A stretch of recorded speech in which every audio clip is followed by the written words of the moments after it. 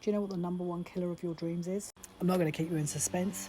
It's your self-doubt.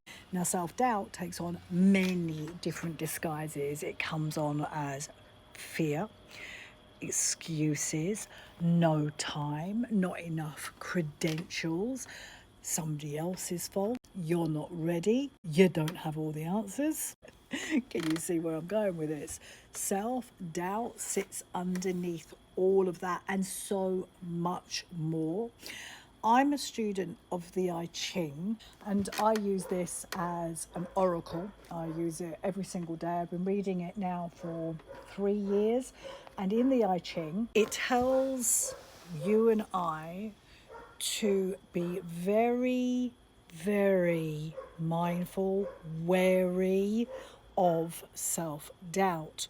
Self-doubt, left to its own devices, creeps through all of your dreams, anything that you want to change, like weeds. I actually read in another book the other day, it was like creeping ivy, and you know how quick ivy grows everywhere. So what you and I have to do when you know you're here for more, because I'm 100% for the women who do not want to settle and want to make their dream lives a reality, you have to stay vigilant. There's the word I was looking for it a minute ago in my head. You have to stay vigilant to your self-doubt because it never goes away. So what the I Ching says is that you and I have to neutralize self-doubt. Some people might be trying, I mean, I could spend a whole TikTok talking about the word trying. Trying means to force things when they're not ready.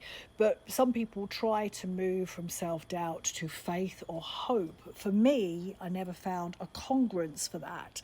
So I always am looking for my body to be on board with anything I'm shifting and changing in my mindset. Because you do know, if you want to change your life, you've got to change your inner world, right?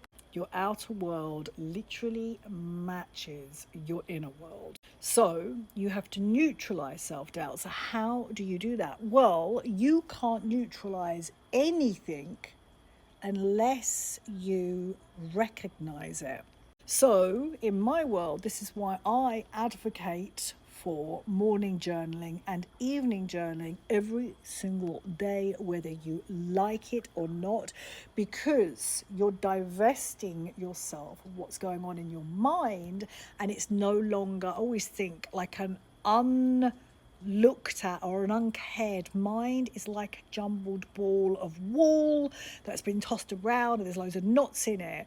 And so what you want to do is unravel your mind. You want to understand what's going on in there. The other thing as well, if you want to make your dream life a reality, is you've got to practice patience, because this shit ain't going to happen overnight. I do not care how many manifestation coaches telling you that you only have to do 1, 2, 3 things and this is going to happen in an instant. No, what you're looking for is to change your inner world slowly, step by step. Otherwise you're going to freak your nervous system out, and then you're going to go into fight, flight, fawn, freeze, frat, and then you'll make another excuse, and then that self-doubt's going to rear its head again and again, but even more forcefully. What you have to do is change slowly over time, and you've got to make sure your changes are sustainable. Write that word down, highlight it, put it on the wall, and say it to yourself over and over again. The changes that I'm making to bring my dream life into my reality are sustainable. So let's go back to self-doubt.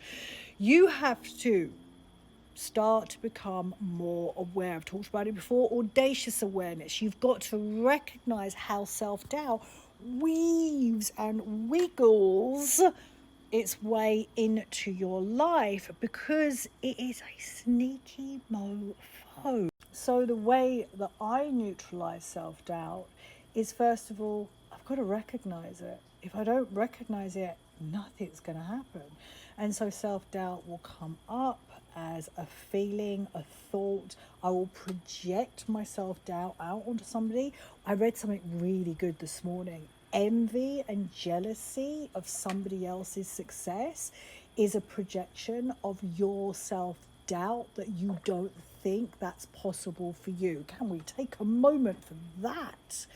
So You recognize a self-doubt, and then you see it, you validate it, you understand it's coming from your family of fears, because your mind, your ego doesn't want you to get out of your comfort zone. It wants you to just stay in this nice small little place, because its only job is to keep you alive. And then you need to look at it and go, well, I see it, and you've got to take the sting out of it. And the way that I do this is I focus on what I want. I focus on what I want. I focus on the woman I'm becoming. So how do I want to look at this? All right, it's self-doubt. It's part of my fears. It's because I'm getting out of my comfort zone. Take a deep breath in and out, and carry on doing what I was doing. And rinse and repeat over and over again, every single day. One of the things I tell all my clients: you cannot afford to fall asleep at the wheel of your life or yourself. Complacency will ruin everything. Stay alert, stay vigilant to the ways that self-doubt is weaving its way into your life, and become your own crusader, your own warrioress, and stand up for it. Stand up for what you want and who you are becoming. And if you're ready to upgrade your life and navigate self-doubt so it doesn't railroad your plans for your personal world domination, then download my ebook, Main Character Energy, Upgrade Your Midlife, or my mini program, Amplify Your Confidence. And indeed, looking for that personal touch, hire me as your private therapist and coach. Everything you need is in my profile.